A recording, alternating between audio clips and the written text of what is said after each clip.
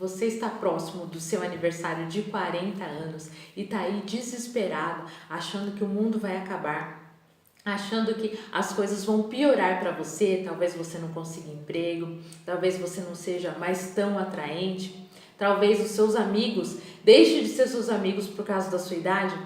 Se você está preocupado aí com os 40 anos, acompanhe esse vídeo comigo até o final, que é sobre isso que eu vou falar hoje.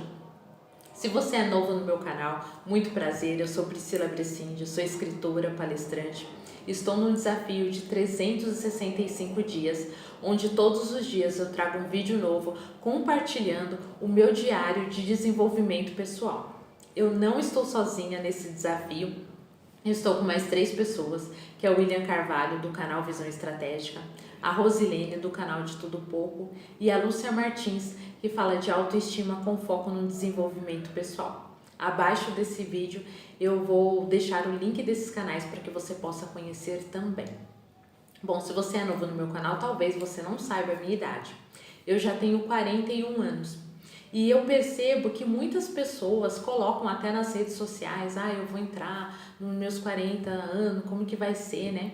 E até entre os meus amigos é uma preocupação muito grande. Será que vai mudar muita coisa depois que eu fizer 40 anos?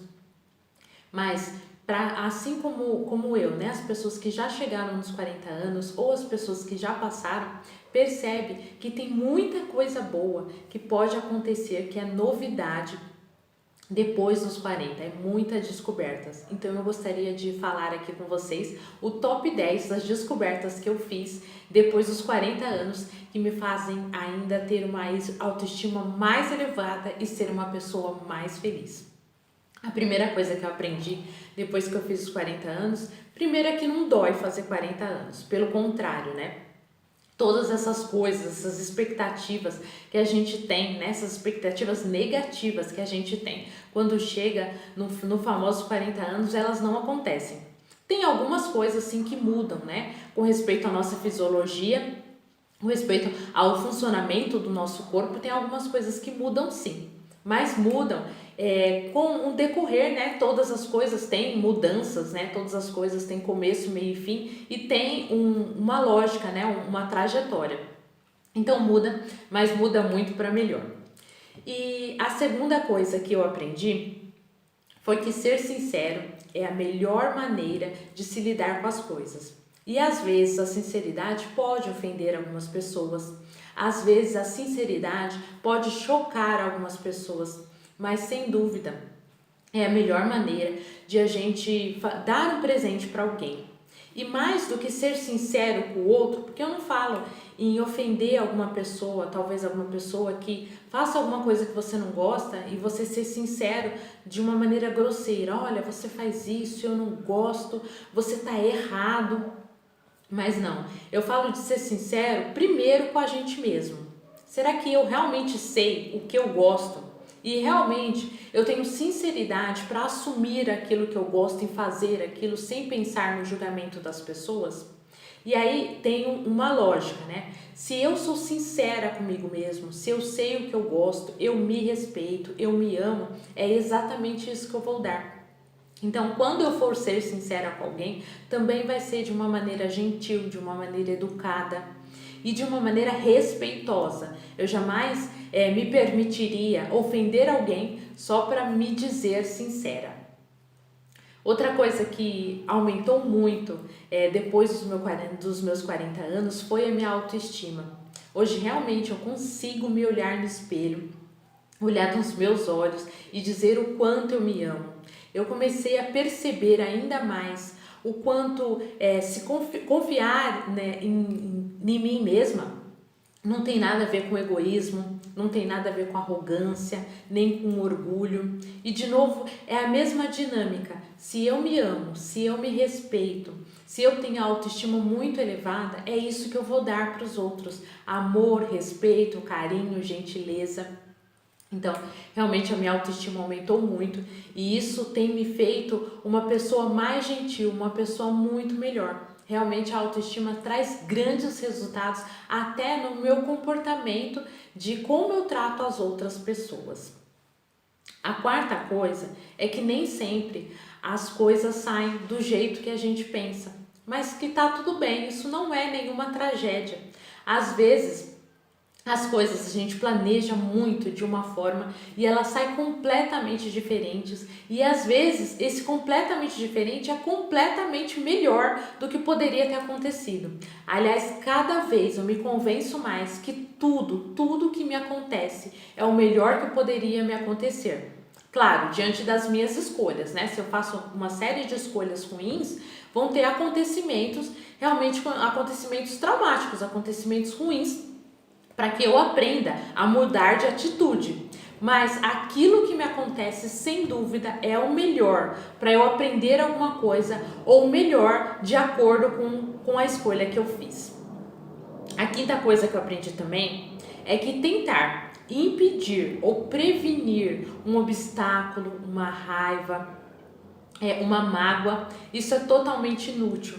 Então a gente ficar preocupado demais, mas se eu fizer isso, vai acontecer aquilo outro, e aí as pessoas vão pensar isso de mim, e aí se eu tiver que eu perder um emprego, e aí se não der certo esse emprego, ficar prevenindo esse si de uma maneira negativa, isso não ajuda em nada. E isso não vai fazer que, se tiver que acontecer uma coisa ruim, eu consiga prevenir. Então a melhor maneira é fazer sim um planejamento, mas não ficar preocupado demais com o que vai acontecer, né? A sexta coisa é que sempre é possível aprender. Tem muitas pessoas que pensam assim, eu já sou velha demais para aprender, eu já passei dos 40, já sou velha demais para aprender. As coisas que eu tenho aprendido ultimamente foram tudo bem próximo dos 40, né? Inclusive eu já compartilhei aqui que o meu desenvolvimento pessoal, a minha busca, né, por essa melhoria, a minha percepção em perceber que eu realmente tinha que mudar muitos hábitos, que eu tinha que começar a ter minhas metas, que eu tinha que ter um porquê das coisas, que eu tinha que ter um direcionamento de onde eu queria chegar e porquê, como eu quero estar, como eu gostaria de me sentir quando eu chegasse lá. Aconteceu bem próximo dos 40, né? Então eu comecei todo o meu estudo há 3 anos atrás, então eu já tinha 38 anos. Então sempre é possível aprender coisas novas, e eu vou continuar aprendendo, né? Quando eu tiver 45, quando eu tiver 50, quando eu tiver 70, enquanto a gente viver, é possível sim aprender, desde que a gente esteja disposto a ler, a fazer o que tiver que ser feito, sempre é possível aprender. A sétima coisa é o valor da amizade. E eu não falo só do valor da amizade, como por exemplo, né? A gente pensa assim, como é bom ter um amigo, eu quero ir no cinema, ele vai comigo. Como é bom ter um amigo, eu quero conversar no WhatsApp, a pessoa conversa comigo. Mas do peso que uma amizade ela pode ter na sua vida. A gente é a média das 5 pessoas que a gente mais convive. Então, se a gente não for seletivo em trazer pessoas para perto da gente que realmente têm o mesmo objetivo, que realmente querem essa busca pela melhoria, que realmente querem ler, estudar, que realmente querem melhorar, se eu não tiver esse cuidado e tiver amizade com qualquer pessoa que talvez tenha pensamentos negativos, que talvez reclame, o quanto eu vou ser influenciada por isso. Então, da mesma maneira que eu posso influenciar outra pessoa, os meus amigos também me influenciam. Então, as minhas amizades podem me alavancar ou pode me tirar totalmente do rumo e do foco dos meus sonhos, das minhas metas, né? E dos meus objetivos. Então, eu aprendi ainda mais sobre o valor da amizade. A oitava coisa é que ignorar os sinais do corpo é muito perigoso. Então, quantas vezes já aconteceu comigo de eu estar trabalhando em algum trabalho e eu estar ali ficando doente muito frequentemente, sempre sentir uma coisa ruim na hora que entra naquele ambiente, e eu ignorei isso. Enquanto isso estava me dizendo que aquele trabalho não era bom para mim naquele momento, ou alguma coisa assim que a gente pensa assim, eu não devia fazer isso, por que será que eu estou fazendo? E eu ignorar. Ou qualquer outra coisa, talvez uma coisa física mesmo, uma dor de cabeça persistente. As coisas não acontecem por acaso, né? Elas têm uma dinâmica para acontecer. E quando a gente sente alguma dor, principalmente uma dor física, é porque já tem alguns outros acontecimentos que eu ignorei. Então, quando chega na dor física, é porque realmente é um momento que precisa ser feito algo. Então, a gente não deve jamais ignorar esses sinais, né, que o corpo nos dá. Então, eu tenho ficado muito mais atenta. E aí, se eu tenho uma tontura, por exemplo, eu paro e penso, o que será que eu fiz correndo que me deixou tonta, né? Que me deixou aí desnorteada. E aí eu começo a fazer um review, né, das coisas, dos últimos acontecimentos, para eu mudar o rumo e assim eu conseguir uma vida e uma saúde melhor. A nona coisa é que chorar não é sinônimo de fraqueza, pelo contrário. Chorar é um sinônimo de força. As pessoas que realmente conseguem chorar são pessoas mais fortes. Sem falar que a lágrima, ela lava os olhos e deixa as coisas muito mais claras. E a gente consegue ver as coisas de uma maneira muito melhor. Inclusive, eu já tinha feito um vídeo específico sobre o choro, porque eu falei que de um tempo pra cá, né, coincidentemente depois dos 40, eu tenho chorado muito mais. Não só de tristeza, de preocupação, mas também de alegria, de emoção. E aí, eu falei naquele vídeo que realmente o choro era um sinal de força. Mas, infelizmente, eu apaguei esse vídeo sem querer aí. E aí eu vou ter que refazer um vídeo específico sobre isso. Mas, falando aqui rapidamente, realmente o choro é um sinal de força.